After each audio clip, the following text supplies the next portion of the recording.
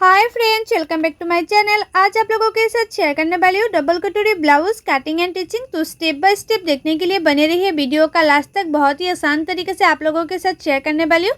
तो ये जो अस्तर का फैब्रिक है वो मैंने पहले कटिंग करूँगी, उसके बाद मेन फैब्रिक कटिंग करूँगी। तो अस्तर का फैब्रिक मैंने लिया था 60 सेंटीमीटर और ये है 36 से डबल कटोरी ब्लाउज का पेपर कटिंग। तो मैंने पहले पेपर में कटिंग कर लिया था, उसके बाद पेपर को मेन फैब्रिक के ऊपर रखते हुए, मतलब अस्तर का फैब्रिक के ऊपर रखते हुए इस तरह से मार्किंग कर लूँगी चारों ओर और उसके बाद मेन फैब्रिक में कटिंग करूँगी। और ये जो पेपर है वो मैंने पहले कटिंग कर लिया था और पेपर से इस तरह से ब्लाउज़ कटिंग करने से जो फैब्रिक होता है ना, बहुत ही कम लगता है और टाइम भी बहुत ही कम लगता है। आप लोग भी इस तरह से पेपर कटिंग करके रख सकते हो। उसके बाद आसान तरीके से पेपर को फैब्रिक के ऊपर रखकर ब्लाउज़ आसान तरीके से कटिंग कर सकती है। तो देखो, बहुत ही कम फैब्रिक में इस तरह से मैंने मार्किंग कर लिया है और ये सिर्फ 60 सेंटीमीटर फैब्रिक है और 60 सेंटीमीटर फैब्रिक में 36 से इसका जो ब्लाउज़ होता है वो हो जाती है। मतलब जो अस्तर का फैब्रिक है वही होता है, मेन फैब्रिक 60 सेंटीमीटर से नहीं होगा। तो एक एक पार्ट को मैंने जिस तरह से मार्किंग किया है उसी की किनारे किनारे पे कटिंग कर लूँगी। मतलब उसी में जैसे जैसे मैंने मार्किंग किया है उसी के ऊपर ऊपर ही मैंने कटिंग कर लिया है। ये आप लोग देख सकते हो। सभी पार्टों को मैंने इस तरह से कटिंग कर लूँगी जो अस्तर का फैब्रिक है।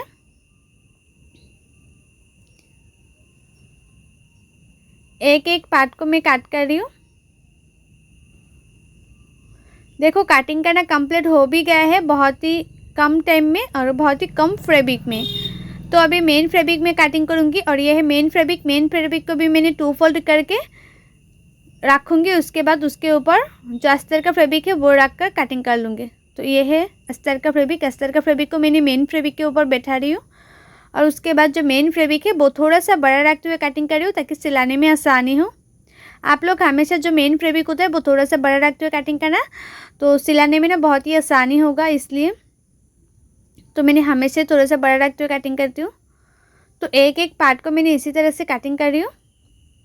और मेरे यूट्यूब चैनल पर हर साइज़ का blouse cutting and teaching video already upload है। आप लोग नहीं दिखे तो जाकर जरूर देखिएगा और कटिंग एंड टिचिंग सीखने के लिए मेरे यूट्यूब चैनल को सब्सक्राइब भी कर दीजिएगा। और जो लोग मेरे पेज में देख रहे हैं वो लोग मेरे पेज को फॉलो कर देना।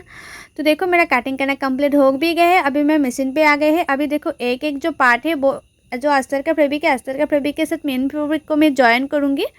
तो मैं जो पहले बैक पार्ट जॉइन करूँगी। तो बैक पार्ट का जो नेक है, नेक की साइड में मैं पहले सिलाई करूँगी और ये है ब्लाउज़ का नेक सिलाई करने का सबसे आसान तरीके में दिखाने वाली हूँ आप लोगों के साथ।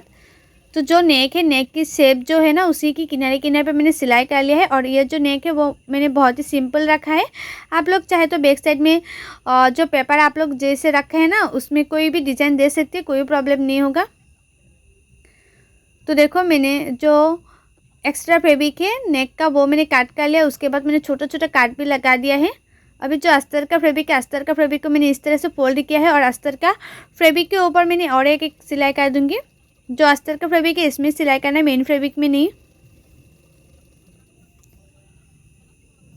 तो अस्तर का फैब्रिक में सिलाई करना कंप्लीट हो गया है। अभी अस्तर का फैब्रिक और मेन फैब्रिक दोनों फैब्रिक को एक साथ इस तरह से करते हुए सिलाई कर लूँगी। जो नेक है, मतलब नेक का फिनिशिंग दे दूँगी और इसी तरह से करेंगे ना तो जो नेक होता है उसका फिनिशिंग बहुत ही अच्छी आती है और एक्स्ट्रा नेक में फैब्रिक लगाना नहीं पड़ती है। यह है सबसे आसान तरीका। तो नेक की साइड में मैंने राउंड करते हुए सिलाई कर लिया है और ये जो बैक पार्ट है वो चारों ओर मैंने सिलाई कर लूँगी। जो अस्तर का फैब्रिक का पार्ट है ना वो मैंने चारों ओर सिलाई कर लिया है और सभी पार्टों को मैं इसी तरह से सिलाई कर लूँगी। मतलब एक एक पार्ट को इस तरह से मैं चेक कर लूँगी पहले और उसके बाद जो अस्तर का फैब्रिक है उसी की किनारे किनारे पर मैं सिलाई कर लूँगी। सिर्फ किनारे किनारे पे सिलाई करना है, मिडिल में सिलाई नहीं करना है।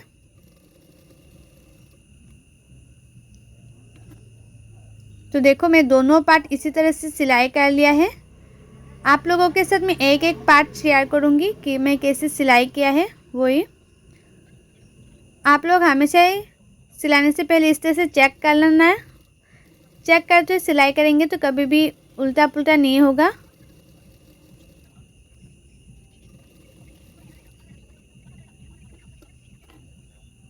तो देखो, दोनों पार्ट मैंने सिलाई कर लिया है। अभी मैं सभी पार्टों को मैंने इसी तरह से सिलाई कर लिया है और एक्स्ट्रा जो फैब्रिक है जो एक्स्ट्रा मेन फैब्रिक है ना, वो main fabric extra main fabric को काट कर लूँगी। सभी पार्टों से इस तरह से एक्स्ट्रा मेन फैब्रिक सिलाई काट कर लूँगी। इसी तरह से काट कर लूँगी। तो देखो मैंने काट भी कर लिया है कितना फिनिशिंग से। आप लोग हमेशा ही सिलाई करना और काट फिनिशिंग से करना, तभी तो सिलाई में भी फिनिशिंग अच्छा आएगा। अभी मैं कटोरी सिलाई करूँगी। तो कटोरी के ऊपर एक की कटोरी ऊपर और एक कटोरी रखा है। अभी दोनों जो जॉइन है ना, मतलब जो कटोरी है किनारे किनारे पे सिलाई करना है, मिडिल में नहीं। तो मैंने दोनों कटोरी को जॉइन करते हुए सिर्फ किनारे किनारे पे सिलाई किया है। अभी टेकन दे दूंगी। तो जॉइन जो कटोरी मैंने सिलाई किया ना, उसका जो जॉइन है ना, जॉइन को मिलाते हुए इस तरह से जो टेकन है टेकन दे देना है। तो टेकन का चौड़ाई मैंने नीचे से 1/2 इंच रखा है, ऊपर से बहुत ही कम। अभी मैं उसको 1/2 इंच मार्जिन रखते हुए और एक सिलाई कर दूंगी कटोरी में। पहले तो मैंने 1/2 इंच नहीं लिया था, लेकिन देखो अभी मैं 1/2 इंच मार्जिन रखते हुए सिलाई करी, मतलब कर लिया है कटोरी को। और इस तरह से कटोरी सिलाई करने से ना जो कटोरी होता है वो परफेक्ट शेप आती है, बहुत ही अच्छी आती है। तो नेक्स्ट कटोरी भी मैंने इसी तरह से सिलाई कर लूँगी। तो एक सिलाई किनारे किनारे पे कर दूँगी इस तरह से। उसके बाद जो मैंने कटोरी सिलाई किया उसका जो जॉइन टू जॉइन है इस तरह से मिलाना है, जॉइन टू जॉइन। उसके बाद टेकन दे देना है। तो मैंने टेकन दे दिया है और उसके बाद 1/2 इंच मार्जिन रखते हुए और एक सिलाई कर देना है। तो मैंने 1/2 इंच मार्जिन रखते हुए और एक सिलाई कर दूंगी।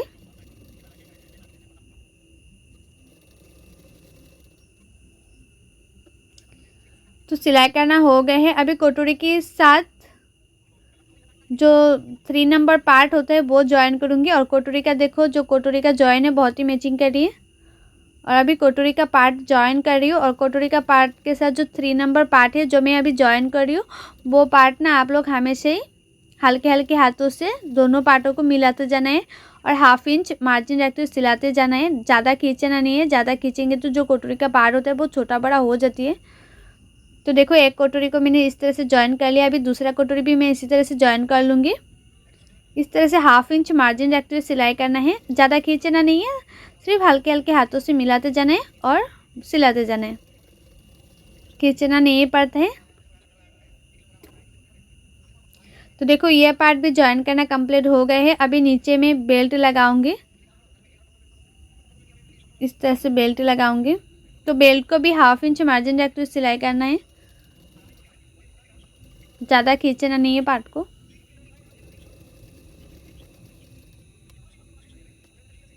और दोनों पार्टों में मैंने इसी तरह से बेल्ट लगा लूँगी, जिस तरह से इसमें लगा रही हूँ बेल्ट। और जो लोगों को कटिंग करने में दिक्कत आती है, मतलब कटिंग करना नहीं आती है, कटोरी छोटा बड़ा हो जाती है, बैक पार्ट में झूल आ जाती है, बहुत ही दिक्कत होती है ना कटोरी सिलाई करने में, तो आप लोग चाहे तो फॉर्मा ऑर्डर कर सकते हैं। हर साइज़ का फॉर्मा अवेलेबल है। और जो फॉर्मा है वो मैंने खुद कटिंग करके देती हूँ, तो कोई इसमें प्रॉब्लम नहीं होगा, सिलाने में कोई छोटा बड़ा नहीं होगा, परफेक्ट फिटिंग आएगा ब्लाउज़। और फॉर्मा कैसे ऑर्डर करना है और फॉर्मा का प्राइस क्या है ऑलरेडी मैंने बहुत सारी वीडियो में बताया है। आप लोग नहीं दिखे तो जाके ज़रूर देखिएगा, फॉर्मा ऑर्डर करना चाहती है तो मैंने जैसे पेपर को फैब्रिक के ऊपर बैठाया है, आप लोग फॉर्मा को फैब्रिक के ऊपर बैठा के आराम से कटिंग कर सकती है, कोई दिक्कत नहीं होगा। टाइम भी बहुत ही कम लगेगा और फैब्रिक भी बहुत ही कम लगेगा। तो देखो सभी पार्टों को, मतलब जो फ्रंट पार्ट है वो मैंने रेडी कर लिया है। अभी जो बैक पार्ट है, बैक पार्ट में मैंने टेकन दे दिया है। टेकन के लिए मैंने मार्किंग भी कर दिया है। तो मैंने टेकन दे रही हूँ। और टेकन का जो चौड़ाई है वो नीचे से मैंने 1/2 इंच रखा है और ऊपर से बहुत ही कम रखा है।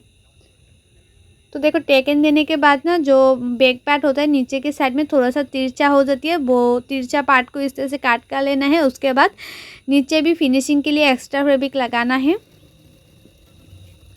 तो नीचे मैंने फिनिशिंग के लिए एक्स्ट्रा फैब्रिक लगा दिया है, मतलब इस तरह से एक सिलाई कर दिया। अभी उसको इस तरह से उल्टा करके और एक सिलाई कर दूँगी।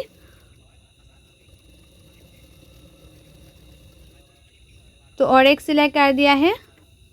अभी उसको पीछे की तरफ फोल्ड करते और एक सिलाई कर दूंगी। मैंने पीछे की तरफ फोल्ड करते हुए सिलाई किया है इस तरह से, देखो। और जो बैक नेक है, बैक नेक ना बहुत ही सिंपल लग रहा था, इसलिए मैंने इस तरह से लेस यूज़ करी हूँ। आप लोग चाहे तो लेस लगा भी सकते हैं या अवॉइड भी कर सकती है। तो मैंने देखने में अच्छा लगने के लिए इस तरह से जो लेस है वो लगा रही हूँ। और आप लोग लेस जब भी लगाएंगे ना, लेस को ज़्यादा खींचना नहीं, लेस को जो नेक होता है नेक की शेप के ऊपर बैठाना है और सिर्फ सिलाई कर देना है, मतलब सिलाई करके जाना है। ज़्यादा खींचेंगे तो जो नेक होता है ना वो बड़ा हो जाती है साइड से, तो देखने में अच्छा नहीं लगता है और फिटिंग भी अच्छा नहीं होता है। तो देखो मेरा जो लेस है वो लगाना कंप्लीट हो गया है और उसका जो फिनिशिंग है बहुत ही अच्छा है। ये बैक साइड का देखो कितना खूबसूरत लग रहा है बैक साइड। अभी जो मैंने फ्रंट पार्ट सिलाई करके रखा था बेल्ट, वो फ्रंट पार्ट का और बैक पार्ट का जो लंबाई है वो चेक कर लूँगी पहले। तो जितना भी फ्रंट साइड में बैक पार्ट से एक्स्ट्रा है वो मैंने इस तरह से फोल्ड कर लिया है बेल्ट पार्ट में। अभी बेल्ट को भी सिलाई कर लूँगी, मतलब बेल्ट में नीचे इस तरह से फोल्ड करते हुए सिलाई कर लूँगी। और मैंने जब भी कटिंग किया था ना, तभी फ्रंट साइड में बेल्ट के नीचे मैंने 1 इंच एक्स्ट्रा ले लिया था बेल्ट को फोल्ड करने के लिए। वही जो 1 इंच मैंने नीचे की साइड में इस तरह से फोल्ड करते हुए सिलाई कर रही हूँ।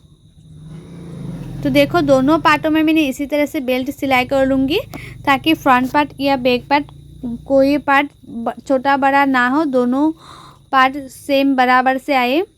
तो दोनों पार्टों में मैंने इस तरह से बेल्ट का जो फोल्ड है फोल्ड कर लिया है। तो जॉइंट टू जॉइंट बहुत ही मैचिंग आ रहा था। अभी मैं हुक पट्टी सिलाई करूँगी और ये है राइट साइड का पार्ट। तो राइट साइड का पार्ट में हुक पट्टी का चौड़ाई मैंने 2 इंच लिया था। और ये जो जॉइन है, जो राइट साइड का पार्ट का जो कोटरी होता है ना, कोटरी का जॉइन होता है, कोटरी के जॉइन में एक छोटा सा प्लेट डालना। इस तरह से प्लेट डालते हुए जो हुक पट्टी है ना उसका फिनिशिंग देंगे, तो फ्रंट साइड है ना उसका फिनिशिंग बहुत ही अच्छी आती है।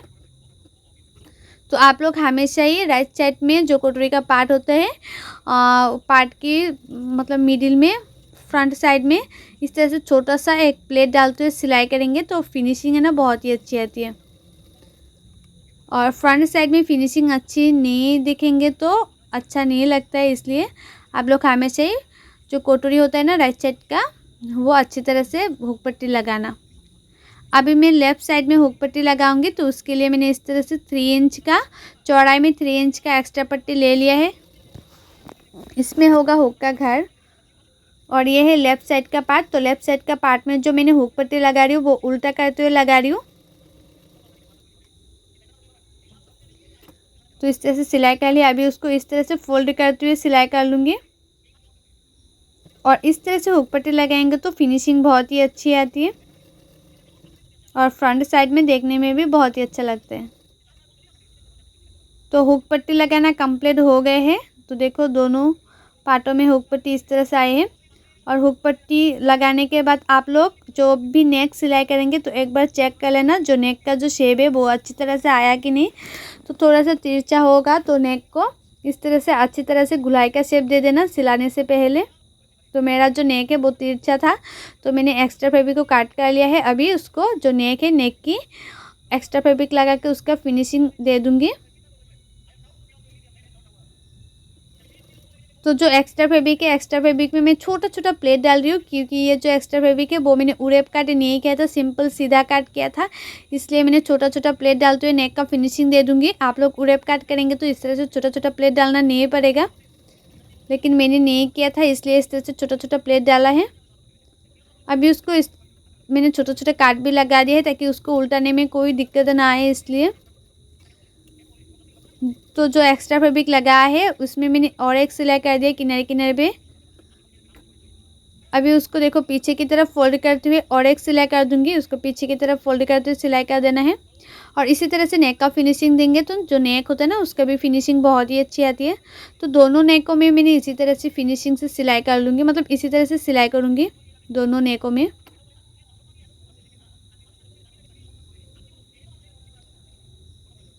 देखो ये साइड का नेक भी मैंने रेडी कर लिया है, उसका जो शेप है बहुत ही अच्छा है। अभी मैंने इसमें एक पिन लगा लिया है, बाद में हुक लगा लूँगी।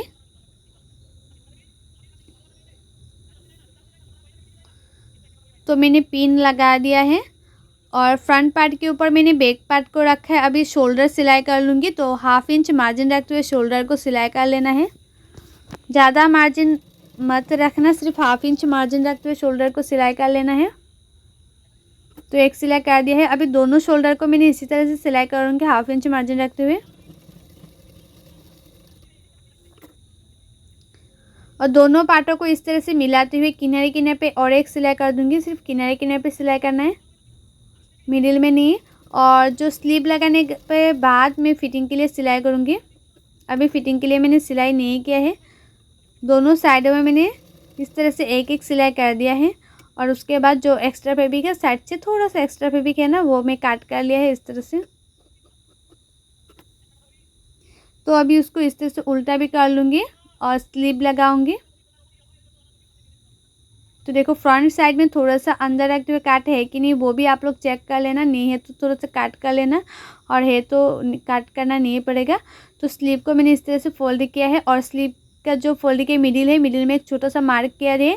और ये जो शोल्डर है, शोल्डर की मिडिल से मैं स्लीव लगा रही हूँ।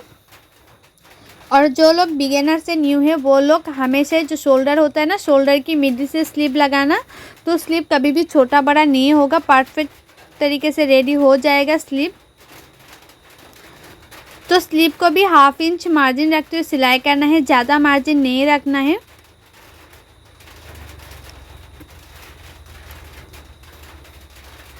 और दोनों साइडों में जो स्लीव होता है ना, वो नेक्स्ट साइड में स्लीव भी मैं इसी तरह से सिलाई कर लूँगी 1/2 इंच मार्जिन रखते हुए।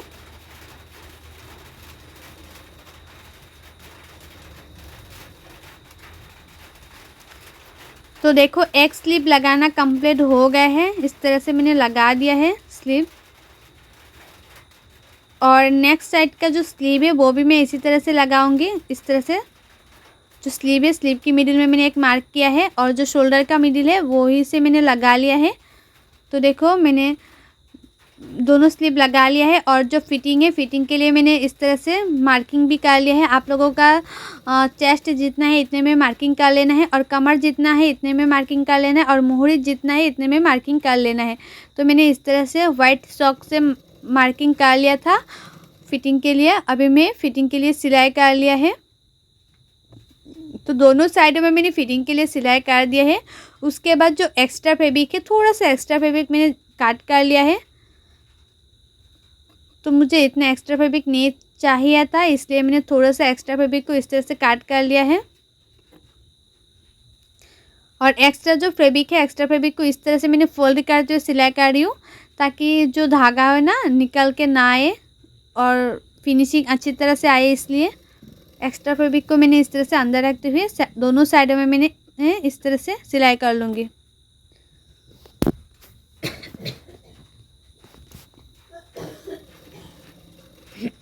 दोनों साइडों में मैंने इसी तरह से जो एक्स्ट्रा फैब्रिक है वो अंदर रखते हुए सिलाई कर लिया है।